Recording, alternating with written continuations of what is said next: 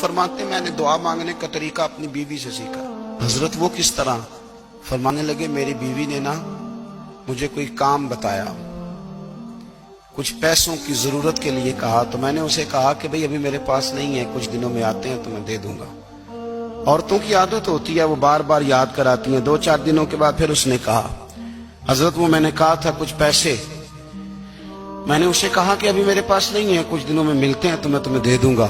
اس نے کچھ دنوں کے بعد پھر کہا حضور وہ میں نے کچھ پیسے کہے تھے۔ فرماتے میں نے ڈانٹ دیا، میں نے کہا کہ کیا تو روز مجھے شرمندہ کرتی ہے، کہا نا میرے پاس نہیں ہے، ہوں گے تو دے دوں گا، تو روز یاد کراتی ہے۔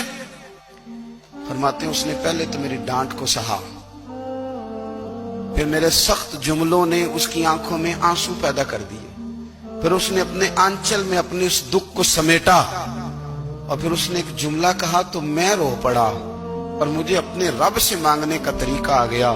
مجھے کہنے لگی حضرت جی آپ نے ڈانٹ دیا، میں نے سہ لیا، پر آپ ہی میرے شوہر ہیں، بتائیں نا آپ سے نہ کہوں تو میں کس سے جا کے کہوں۔ فرماتے ہیں میں رو پڑا، اور میں کھل کے رویا، اور میں تڑپ کے رویا، اور پھر میری سسکیاں بند گئیں۔ تو مجھے کہنے لگی آپ کو کیا ہوا؟ میں نے کہا مجھے بھی دعا مانگنی آ گئی ہے۔ جب میں اسے کہوں گا نا اللہ تو ہی میرا رب ہے، میں تجھ سے نہ کہوں تو میں کس سے جا کے کہوں؟ میں کیوں کسی بندے سے سوال کروں؟ میں کیوں کسی دنیا دار سے کہوں؟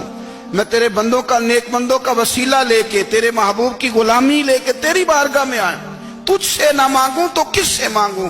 سمجھ آ گئی ہے؟ جب میں اس رنگ میں مانگوں گا تو پھر رب میرے اوپر بڑا ہی فضل فرمائے گا۔